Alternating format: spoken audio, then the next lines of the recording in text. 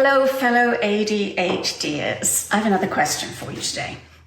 Would you describe your sense of direction as good or not so good? For me, I can straight away put my hand up and say, lousy. I have a lousy sense of direction. In fact, I would even go further and say that I have no sense of direction, which has been quite challenging throughout life. It's one of those ironic things. I can find my way around the world, but not down the street. Sometimes not even around the block. It's really bad. But I'm not alone. And if you answered yes to that question, you're not alone either. So apparently something like 2 out of 3 ADHD adults also struggle with this navigation shortcoming, shall we say, putting it nicely. 3 out of 4 of us depend on navigation systems, our neurotypical counterparts. Only 50% of them really rely on navigation systems. So I think that's fairly telling that we are apparently quite dependent on GPS. I'm always trying to find new ways to explain the relationship that I think we need to build with AI and the impact that can have on our lives. And it struck me that this was actually a very good analogy. So who remembers the dark days before GPS? I'm sure some listeners here are going to be way too young for that. But if any of my peer group are here, I'm sure we share similar memories, particularly if your lack of direction was something that was evident right back when. Oh my gosh, the trips used to be so anxious making, whether I was needing to be at an appointment or whether I was trying to find a town across the country or my way to the airport. Oh, my brother-in-law will tell you about going to the airport once and me navigating with the map this way, that way, upside down, the other way around. It took us something like 6 hours to get there, and it should only have taken 2. I just couldn't. It was like gobbledygook.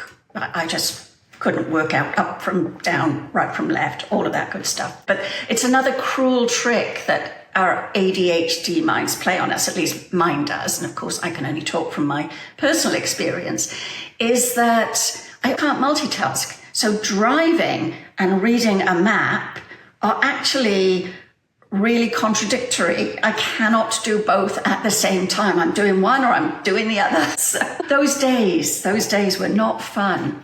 So much anxiety, so much stress. And then along came GPS.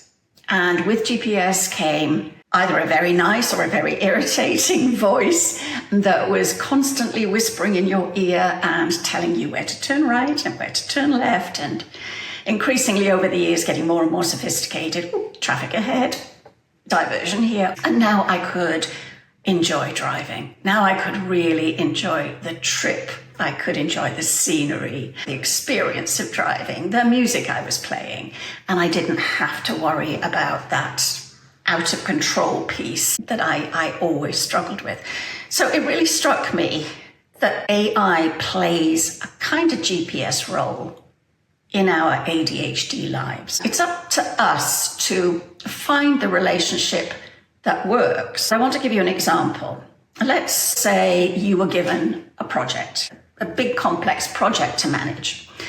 Now, when this used to happen to me, the first thing that I would do would be to go into fight or flight mode, basically. But my brain straight went into solving the problem. How was I going to get this done? How was I going to get there? I had all of these stakeholders, all of these stages, all of this, all of that, all of these complex moving parts. How was I going to make this happen? And often that would lead to paralysis. There was just too much coming in from all sides. But now, if you're in that situation, you have your GPS, you have artificial intelligence. And I should stress here, I'm talking more about generative AI, the artificial intelligence that thinks and converses with you and chats with you. It's more of a partnership. So AI can take a look at your project and provide you with a roadmap. And if you don't like that route, can suggest multiple other routes. A shortcut maybe, or maybe you'd like to go the scenic route. It can then give you step-by-step directions. So a project plan. It could look at all your stakeholders and determine a stakeholder communication strategy for them. Basically, it's your GPS. And just like GPS, It's neither choosing the journey, nor is it driving the car. That's all down to you. But it's there to help navigate along the way.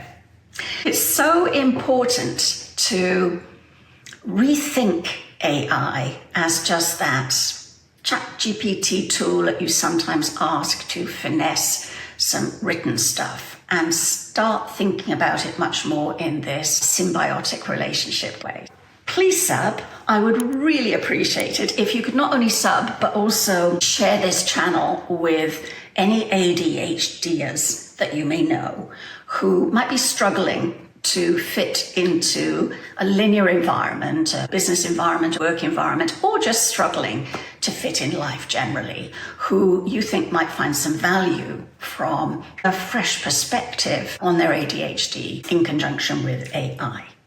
And just a reminder, we have a newsletter that is the companion piece to this channel. The newsletter focuses more on use cases, specific tools, how they work, different applications. So it's the perfect foil, if you like, to the broader discussions that we're having on this channel. And there are still 2 free ebooks in my profile. One is about my journey to get to this insight, if you like, about AI. And the other is some very practical use cases for using AI at work to help you navigate some of the very common challenges that we face as ADHDers. So thank you for joining us, and I look forward to seeing you next time. Gotta be me in the light of the dark, with the fire inside and a restless spark. No mold to break, no chains to flee. I'm bound to this truth. Gotta be me.